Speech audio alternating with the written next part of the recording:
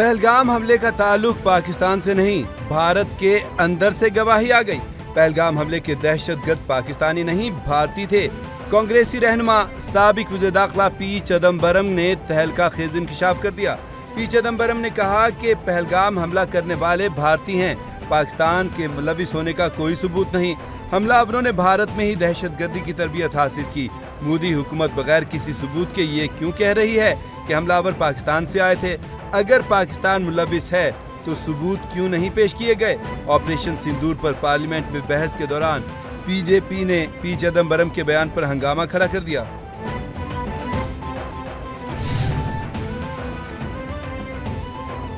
وزیراعظم کی زیر صدارت کیش لیس اور ڈیجیٹل اکانومی کے اقدامات پر ہفتہ وار جائزہ اجلاس۔ وزیراعظم شہباز شریف نے ہدایت کی کہ تمام سٹیک ہولڈر سے بامانی مشاورت کو اس پلان کا مستقل حصہ بنایا جائے۔ معیشت کی ڈیجیٹائزیشن سے شفافیت کے فروغ میں مدد ملے گی۔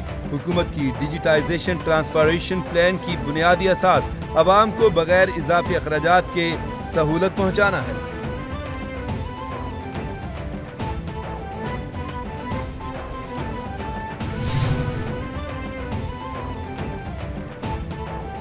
راولپنڈی پیر ودھائی میں غیرت کے نام پر جرگے کے حکم پر شادی شدہ سدرا کا قتل۔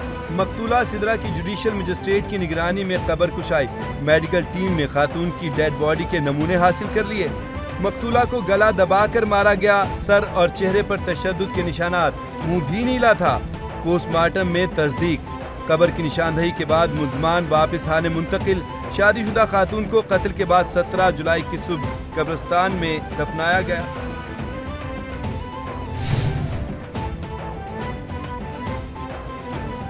نائب وزیر اعظم وزیر خارجہ اسحاق ڈار کا ترک وزیر خارجہ حقان فیدان سے ٹیلی فونک رابطہ۔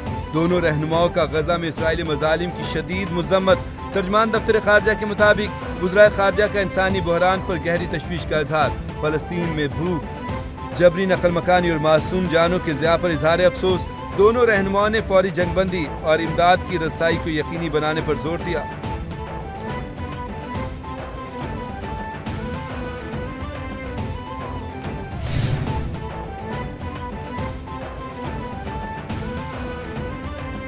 مہنگائی کی شرح میں 200% تک اضافہ ہو گیا ہے۔ 400% گیس کی قیمتوں میں ہوشربا اضافہ کر دیا۔ 1000 ارب سے زائد روپے حکومت پیٹرول اور گیس کی مد میں جیبوں میں ڈالے گی۔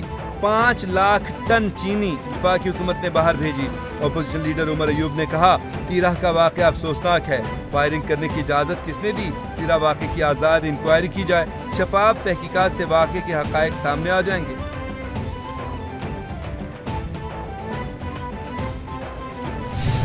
We look forward to finalizing the MOU on tourism, hospitality and investment, and to expanding the exchange of tour operators and tourism-related information, including active participation in international exhibitions. Likewise, the signing of Memorandum of Understanding on Cooperation in the field of agriculture is a pivotal step towards promoting trade in Kyrgyz legumes and export of Pakistan's basmati rice, among other value-added food products. Pakistan اور کرغزستان کے درمیان دو طرفہ تجارتی تعلقات مزید مضبوط بنانے کے لیے پرعزم۔ ایک دوسرے کے تجارتی تجربات سے فائدہ اٹھانا اہم ہے۔ دو طرفہ تجارتی حجم بڑھانے کے وسیع مواقع موجود۔ حلال تجارت کا فروغ پاکستان اور کرغزستان کا مشترکہ ہدف ہے۔ سرمایہ کاری کے شعبے میں بھی تعاون دینے کے لیے پرعزم ہیں۔ ٹیکسٹائل کے شعبے میں تجارت کو وسعت دی جائے گی۔ وفاقی وزیر توانائی اویس لغاری کا اجلاس سے خطاب۔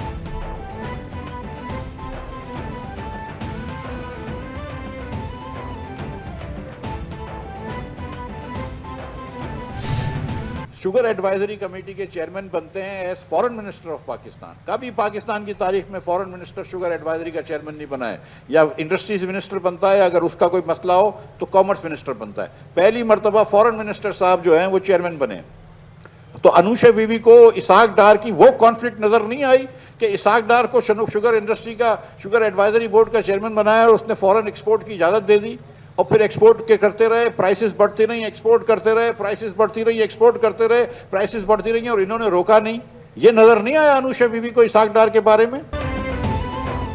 مجھ پر لگے الزامات بے بنیاد ہیں، الزامات کا کوئی ثبوت ہے تو دکھائیں۔ معاملہ 2019 کا ہے، میں اس وقت جیل میں تھا۔ مسلم لیگ نون کے 2 سینیٹرز نے مجھ پر جھوٹے الزامات لگائے۔ جھوٹے الزامات پر طارق فضل چودھری معافی مانگے۔ ہم ورلڈ فوڈ پروگرام کو سامان بیچتے ہیں۔ اگر میری غلطی ہے تو اسحاق ڈار محمد اورنگزیب کی بھی ہے۔ چینی جان بوجھ کر ایکسپورٹ کرائی گئی۔ رہنما عوام پاکستان پارٹی مفتاح اسماعیل کی نیوز کانفرنس۔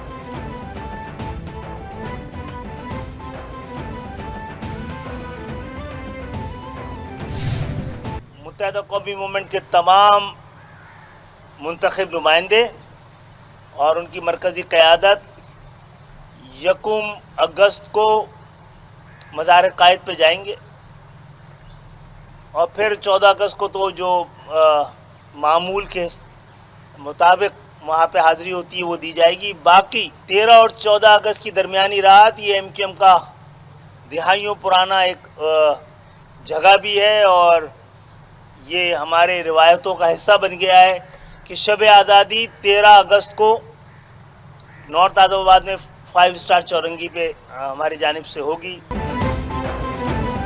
MQM پاکستان کا 1 سے 14 اگست تک آزادی منانے کا اعلان۔ چیئرمین MQM پاکستان خالد مقبول صدیقی نے کہا، ملک بھر میں یوم آزادی کی تقریبات منعقد کی جائیں گی۔ دشمن کے خلاف جنگ میں کامیابی کے ساتھ 14 اگست کی اہمیت زیادہ ہے۔ یہ بڑا اہم سال ہے۔ یوم آزادی مارکہ حق کے ساتھ اہمیت رکھتا ہے۔ کراچی شہر کے عوام نے مینڈیٹ دیا ہے، ان کی حفاظت ہماری ذمہ داری ہے۔ کراچی کے معاہدے پر کام جاری ہے۔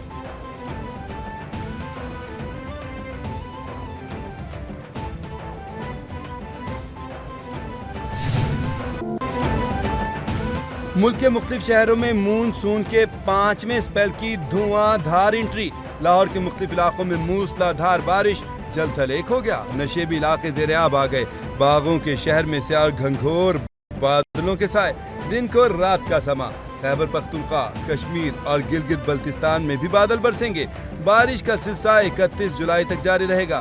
ندی نالوں میں طغیانی کا خدشہ، اربن فلڈنگ سے بچاؤ کے لیے متعلقہ ادارے الرٹ۔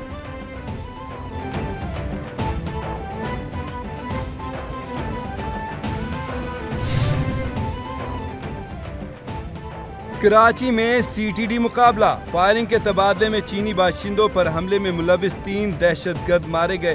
انچارج CTD راجہ عمر خطاب نے کہا، منگو پیر میں CTD اور حساس ادارے نے گھر پر چھاپا مارا۔ کافی دیر تک دہشت گردوں سے فائرنگ کا تبادلہ جاری رہا۔ تینوں دہشت گرد موقع پر مارے گئے۔ ہلاک دہشت گرد سنگین وارداتوں میں ملوث تھے۔ ان کا تعلق فتنہ الخوارج سے تھا۔ دہشت گردوں کے قبضے سے Kalashnikov, 2 TT pistol, grenade, خودکش جیکٹس اور ڈائری ملی۔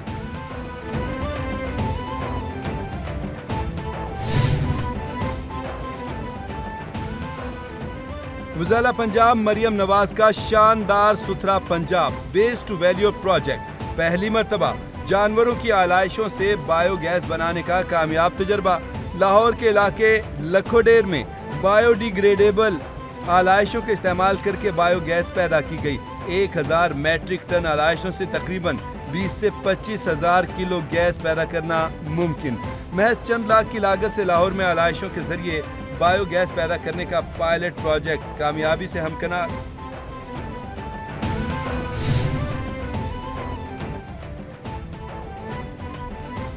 خیبر پختونخوا حکومت کا سرکاری امور کو پیپر لیس بنانے کے لیے اقدام۔ وزیر اعلیٰ علی امین کی منظوری کے لیے بھیجے جانے والی سمریوں کو ای سمری پر منتقل کر دیا گیا۔ وزیر اعلیٰ علی امین گنڈا پور نے پہلی باضابطہ ای سمری پر دستخط کر دیے۔ علی امین گنڈا پور نے کہا، ای سمری کا اجرا دفتری امور اور فائر ورک کو پیپر لیس بنانے کے لیے اہم پیش رفت ہے۔ بانی PTI کے BN کے مطابق صوبے کو ڈیجیٹل خیبر پختونخوا بنائیں گے۔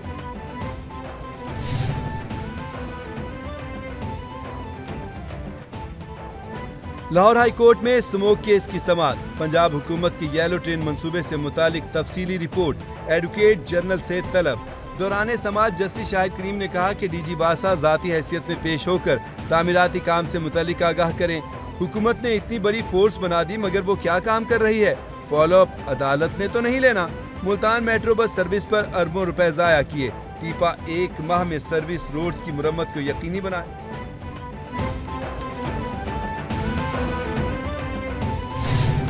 جہاں وزیر اعلیٰ پنجاب کا ای میکنائزیشن کا ویژن ہے ایگریکلچر کے لیے، اسی طرح میکنائزیشن کا ویژن ہے فارسٹ کے لیے. اور جس طرح ہم نے ٹیکنالوجی کی انٹرونشن کے ساتھ فارسٹ فائرز پر کنٹرول کیا، ڈرون سرویلنس شروع کی، ڈرون کی ٹیکنالوجی، اور اب اس سال کا جو اینول ڈیولپمنٹ پلان ہے، ہم آسٹریلیا کی جو ٹیکنالوجی ہے فارسٹ فائر کی، جو ایک AI بیس سینسر لگا کر پریڈکٹ کر دیتا ہے کہ یہاں فارسٹ میں آگ لگنے والی ہے، اس کی انسٹالیشن انشاءاللہ اس سال مکمل ہو جائے گی. لاہور رنگ روڈ پر 3 لاکھ پودے لگانے کا منصوبہ. سینئر وزیر پنجاب مریم اورنگزیب نے رنگ روڈ پر شجرکاری مہم کا آغاز کر دیا. مریم اورنگزیب نے تقریب میں خطاب میں کہا کہ جنگلات کا رقبہ بڑھانا وقت کا تقاضا ہے. ٹیکنالوجی کی مدد سے جنگلات میں آگ لگنے کے واقعات پر قابو پایا. جنگلات میں آسٹریلیا کی جدید ٹیکنالوجی اس سال نصب ہو جائے گی.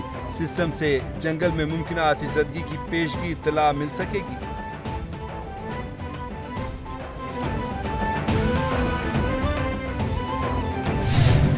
غزہ کی جو صورتحال ہے وہ بہت بھیانک ہے اور ایک انسانی المیہ ہے جو وہاں موجود ہے. روزانہ 40-50 لوگوں کو بمباری سے اور اتنے ہی لوگ جو ہیں وہ بھوک سے شہید ہو رہے ہیں. آپ تصور کریں کہ ہمارے بچے ہوں اور ہم ان کو نہ کھلا سکتے ہوں نہ پلا سکتے ہوں اور اپنی آنکھوں سے ان کو مرتا ہوا دیکھیں تو کیا صورتحال ہوگی. فلسطین کے ظلم پر مسلم دنیا کی خاموشی انتہائی افسوسناک ہے. صرف یقین دلانے اور بات کرنے سے مسئلہ حل نہیں ہوگا. پاکستانیوں کو فلسطین کے معاملے پر مسلسل آواز بلند کرنی چاہیے. وزیراعظم شہباز شریف فلسطین کے حل کے لیے نکلیں، تعاون کریں گے. فلسطینی پاکستان کی طرف بڑی امید سے دیکھتے ہیں. فلسطین میں بچے، بزرگ اور خواتین بھوک اور بیماری سے مر رہے ہیں. امیر جماعت اسلامی حافظ نعیم الرحمان کی پریس کانفرنس.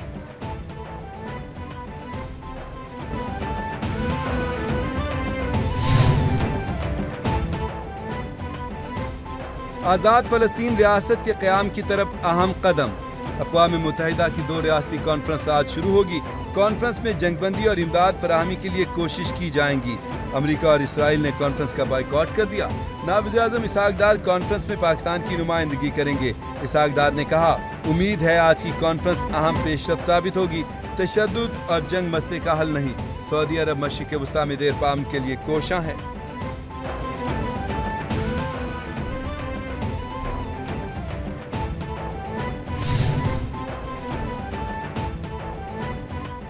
صہیونی فورسز کی وحشیانہ کارروائیاں. غزہ میں بھوک افلاس کے ڈیرے. عرب میڈیا کے مطابق ایک روز میں مزید 88 فلسطینی شہید، 374 زخمی ہو گئے. غذائی قلت سے مزید 5 بچے دم توڑ گئے. اسرائیلی ناکہ بندی کے دوران غذائی قلت سے 87 بچوں سمیت شہید افراد کی تعداد 133 ہو گئی. غزہ میں شہداء کی مجموعی تعداد 59,821 تک جا پہنچی. جرمنی، فرانس اور برطانیہ کا اسرائیل سے امداد کی رسائی میں رکاوٹیں دور کرنے کا مطالبہ.